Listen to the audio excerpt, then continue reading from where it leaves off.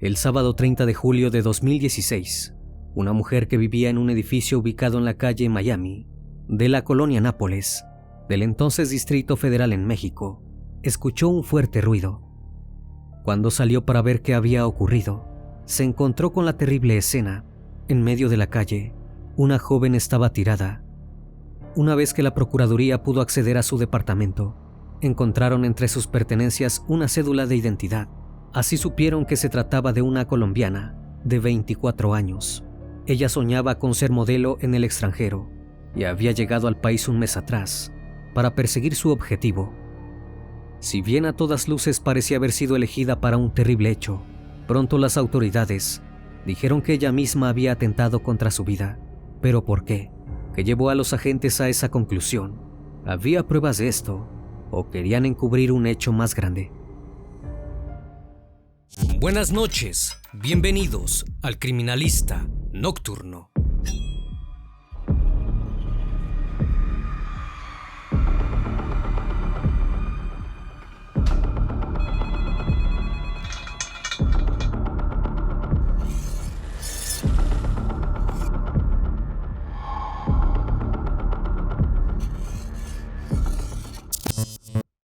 Stephanie Rocío Magón Ramírez vivía en una casa en el barrio Caldas, un sector humilde ubicado en Cali, Colombia, junto a su esposo, Anthony Marlon, un disc jockey de música electrónica, y su hijo de 4 años. Nani, como le decían sus allegados, era una fanática de los animales, le encantaba bailar y estar rodeada de gente positiva que le brindara alegría. También disfrutaba de conocer nuevas personas y lugares, y eso haría gracias a su trabajo como modelo, su principal pasión. Había empezado a realizar comerciales, ya que por sus 1.68 metros de estatura no podía hacer pasarelas o posar para la alta costura. Sin embargo, su cara era tan impactante que llamaba la atención de todo quien la viera. En 2014, fue contactada por la agencia MIP de Colombia, donde pudo realizar sus primeros empleos profesionales. Además, Stephanie estudiaba en el Instituto Nacional de Telecomunicaciones, una entidad que formaba a futuros locutores radiales y presentadores de televisión. Le gustaba la idea de adquirir conocimientos nuevos cada día. En 2015, algo cambió en la vida aparentemente perfecta de la joven. Su hermano, Julián David Chicue Ramírez, quien también se dedicaba al modelaje, viajó a Brasil para buscar un mejor futuro económico. Pero durante una pelea callejera, fue asesinado y jamás se conocieron los motivos.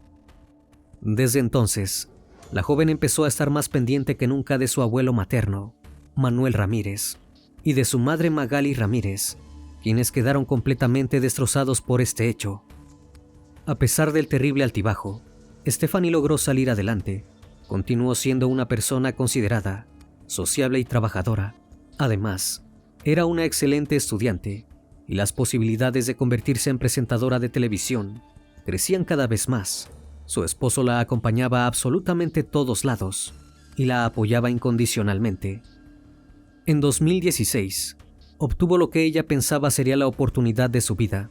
Mientras se encontraba trabajando en Medellín, la agencia MIP la contactó con el dueño de la agencia de modelos, New Icon Model Management, que estaba en busca de nuevos talentos. Al verla, el hombre llamado Pablo Antón no dudó en ofrecerle que viajara a México para trabajar como modelo. Incluso le aseguró que podría ser actriz si quisiera, debido a su gran belleza. Stephanie, que en ese entonces tenía 23 años, se emocionó muchísimo con esta oportunidad, ya que el país vecino era la puerta de entrada para volverse internacional. Firmó un contrato de representación que indicaba que el alojamiento y los demás gastos corrían por cuenta de la agencia.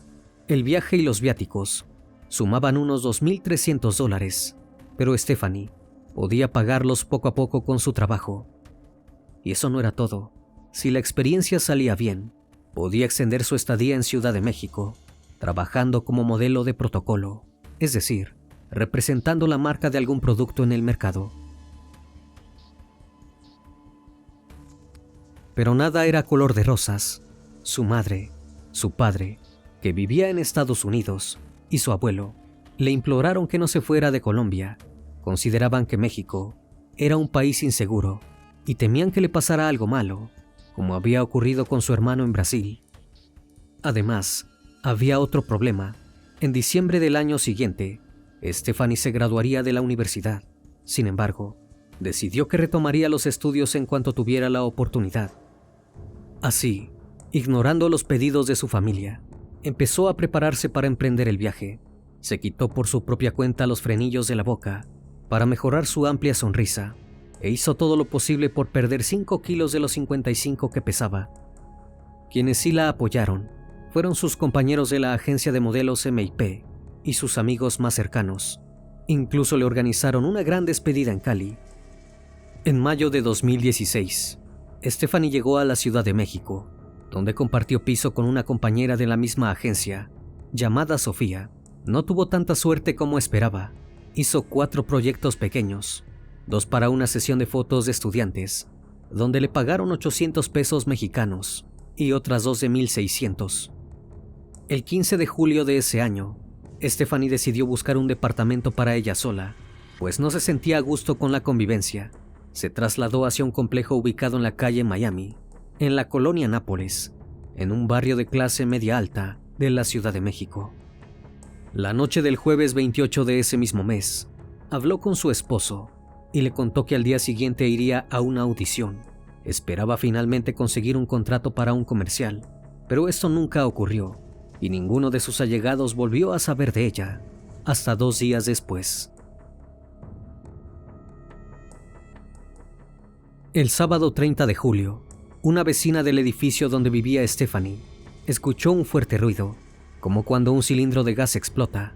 Al salir a la calle Miami, vio a una joven en posición fetal, completamente desnuda, con el rostro y la cabeza ensangrentados. La reconoció en el instante.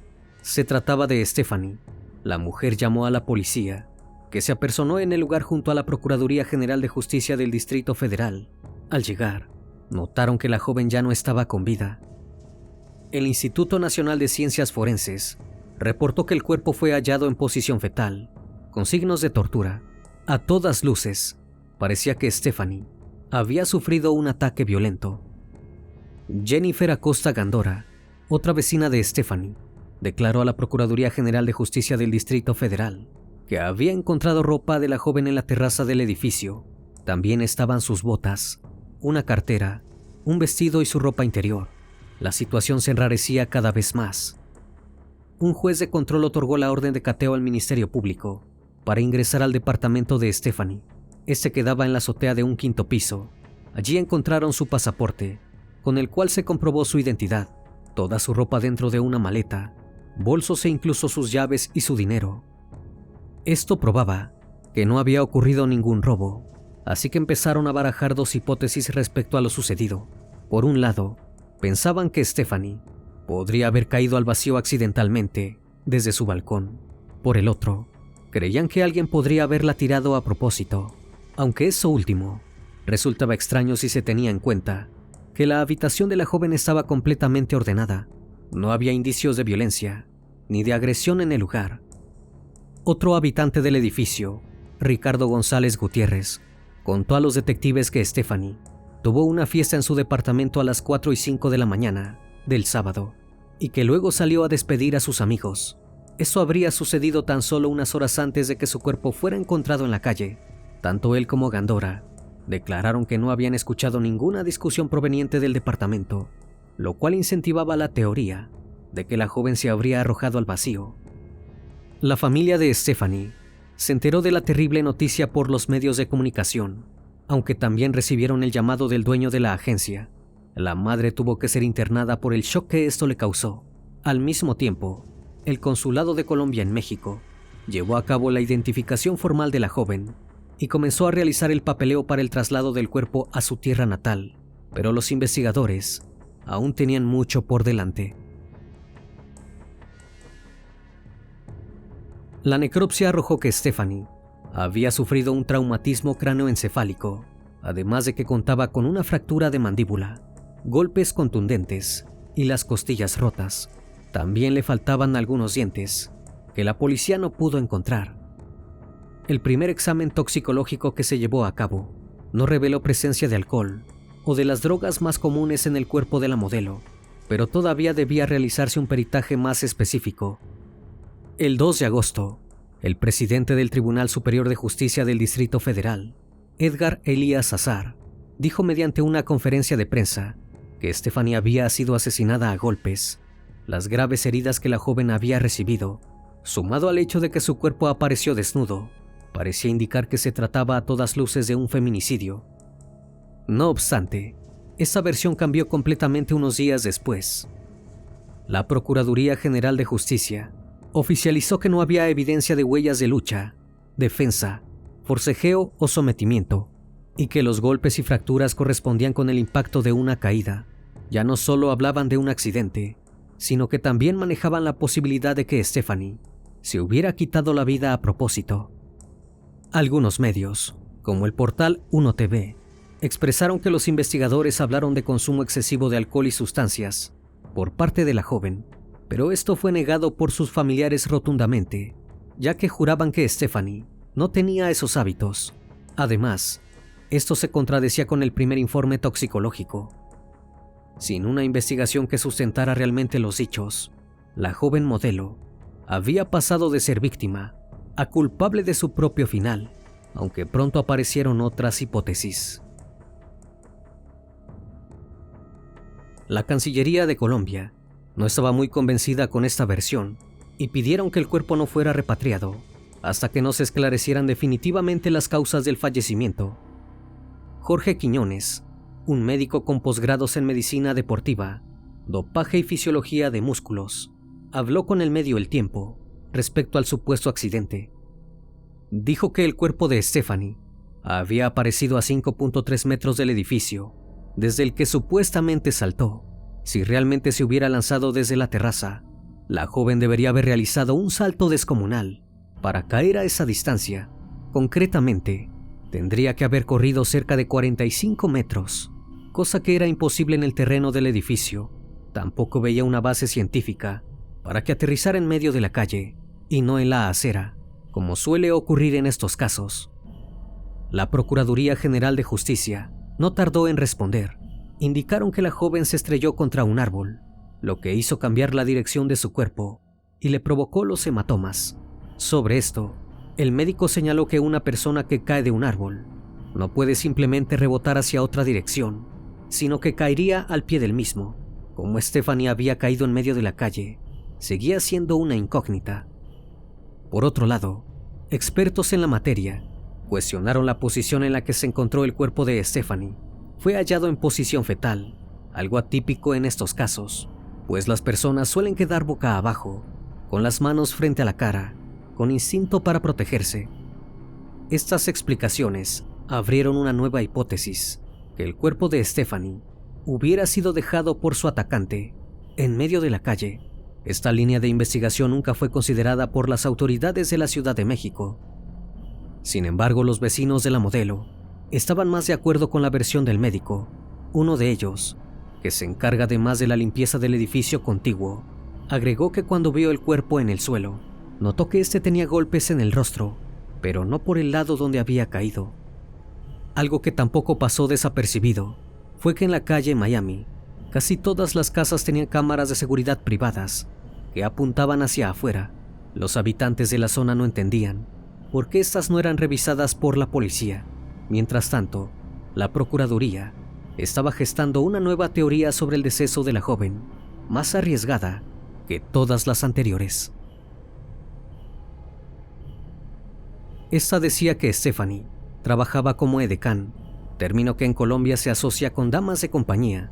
Incluso apuntaron hacia la agencia New Icon, diciendo que contactaba a chicas de países limítrofes con la falsa promesa del modelaje, pero que una vez que las llevaban a México, terminaban siendo presas de la trata de blancas. Algo que llamó la atención de los periodistas fue que a pesar de que la agencia se encontraba en uno de los barrios de moda de la capital, no tenía una buena imagen. La entrada era oscura, de madera, y estaba flanqueada por un letrero de neón rosa. En ningún momento permitieron que los medios accediesen. Como si esto fuera poco, 3 meses antes del fallecimiento de Stephanie, en la misma zona de la colonia Nápoles, las autoridades mexicanas rescataron a 10 venezolanas y 7 colombianas que habían sido objeto de una red de trata para comercio íntimo, después de que una de ellas lograra escapar para dar aviso a la policía. No era tan extraño que la joven modelo hubiera sufrido el mismo destino. No obstante, el dueño de New Icon declaró que solo se dedicaba a la representación de modelos que hacían pasarelas, sesiones de fotos y comerciales. No quería que se asociara a su empresa con este tipo de imagen. Además, remarcó que la noche que se vio a Stephanie por última vez con vida, ella estaba de fiesta, no haciendo su trabajo. Luego detalló a las autoridades, a los abogados y al consulado que él recibió mensajes de las modelos que trabajaban en la misma agencia, donde aseguraban que Stephanie había sido drogada la noche que perdió la vida. Estos mismos serían claves para ayudar a la versión de la Procuraduría. En el noticiario radiofónico de Ciro Gómez Leiva, se revelaron 3 de los audios que se intercambiaron en un grupo de WhatsApp de las modelos. Todas narraban la misma versión. El 29 de julio, Stephanie había asistido a Foro Normandy, una especie de discoteca ubicada en la calle López, Colonia Centro, Delegación Cuauhtémoc. Allí, una de las chicas dijo que había visto a Stephanie muy dopada dentro de un baño, que luego se quitó la ropa y que más tarde ya no reaccionaba. Si bien todas coincidían en que la modelo era consumidora esporádica de marihuana, les había parecido extraño que actuara así. Pensaron que probablemente había tomado algún estupefaciente más fuerte. También había un audio donde una chica le pedía a otra que se comunicara con Stephanie, ya que había alquilado su departamento. Al parecer, una vecina le contó que ella no contestaba sus llamados desde las 9 de la mañana y que tenía miedo que le hubiera pasado algo. Además, había dejado su celular, su cartera y ropa en la puerta de la casa. Daniela, otra chica que la vio, supuestamente en los aseos de la discoteca la noche del viernes 29, también dijo que la conocía y que él la había visto desnuda. Para ese entonces, la hipótesis de la fiscalía era que Stephanie había tomado alguna sustancia que le dio mucho calor y que por eso se quitó la ropa. Al llegar a su casa, se habría puesto a bailar porque le encantaba y cayó desde la azotea. Tanto sus compañeras como los dirigentes de New Icon estaban de acuerdo con la versión de los hechos, que parecían querer saldar la cuestión rápidamente, y esto sucedería con los nuevos exámenes toxicológicos. En una conferencia de prensa, el titular del Instituto de Ciencias Forenses, Felipe Takagashi Medina, detalló que un segundo análisis arrojó que Stephanie consumió una sustancia sintética llamada éxtasis, MDMA, derivada de la pseudoefedrina. Esta tiene un efecto de entre 3 a 6 horas y provoca alteraciones en el sistema nervioso central que pueden causar aumento de la temperatura corporal, distorsiones de la percepción visual, auditiva, alucinaciones y alteración del estado de conciencia. Además suele dar mucho calor, lo que justificaría que Stephanie fuese al baño de Foro Normandy y se quitara la ropa para refrescarse. Aunque hubo algo que no pasó desapercibido, este estupefaciente suele ser utilizado en quienes son objetos de trata de personas para provocarles indefensión, facilitando que puedan ser sometidas. Takayashi también dijo que los resultados fueron entregados a la Procuraduría General de Justicia para que continuaran con las indagatorias. Para ese entonces, pudo llevarse a cabo una recreación aproximada de lo que habría ocurrido la fatídica noche en que la modelo perdió la vida. El 29 de julio de 2016, Stephanie fue a una fiesta privada en el Foro Normandy. Allí consumió drogas y a las pocas horas, sus compañeras la vieron muy mal en un baño mientras se quitaba la ropa. Luego, estuvo con 2 personas, un hombre y una mujer, con quienes habría salido del lugar, un poco desorientada. Al llegar a su departamento, según narraron los vecinos, hizo una fiesta con algunos amigos. Al despedirse de todos, alrededor de las 4 y 5 de la mañana, estaba tan ebria que se cayó de su azotea. Esta versión de los hechos no convenció a la familia de Stephanie, quienes empezaron a creer que la joven había sido drogada en el Foro Normandy, pero no consiguieron que los agentes investigaran al respecto. Stephanie fue trasladada hacia Colombia, donde se llevó a cabo el entierro. En agosto de 2016, durante el operativo Mala Copa y Fiestas sin Drogas, la Dirección General de Vigilancia Ambiental de la Secretaría del Medio Ambiente local clausuró el Foro Normandie. Al parecer, el sitio no contaba con la licencia ambiental única, ya que no separaba correctamente los residuos sólidos orgánicos e inorgánicos en los respectivos contenedores. Además, la Comisión Federal para la Protección contra Riesgos Sanitarios realizó la suspensión total de actividades por quebrantar la Ley General para el Control del Tabaco y no contar con el aviso de funcionamiento como establecimiento mercantil. Finalmente, las autoridades mexicanas aseguraron que nadie había atentado contra la vida de Stephanie, sino que ella misma se había lanzado desde la terraza del edificio, ubicada en el 5º piso. Con esto, el caso se cerró para siempre. Zavala Ramírez, la tía de la joven, señaló a los medios locales que hasta el momento recibió varias versiones del fallecimiento, pero que ninguna tenía demasiado sentido para ella. Los familiares y expertos en medicina siguen sin creer en las teorías de las autoridades y llevan 8 años planteando dudas sobre el caso. Les parece sumamente extraño que una chica que viajó a otro país para ejercer su profesión y que estaba llena de sueños decidiera quitarse la vida. Insisten en que zonas de la colonia Nápoles de la Ciudad de México ha habido muchísimos casos de trata de personas, sobre todo mujeres de Sudamérica. Exigen a las autoridades mexicanas asumir con más profundidad la investigación. La justicia mexicana, por su parte, continúa insistiendo en que Stephanie, por sus propios medios, habría tomado el impulso desde la azotea de la edificación. ¿Qué pasó con aquella primera necropsia que indicó que la joven sufrió un deceso violento? Es algo que jamás han podido contestar.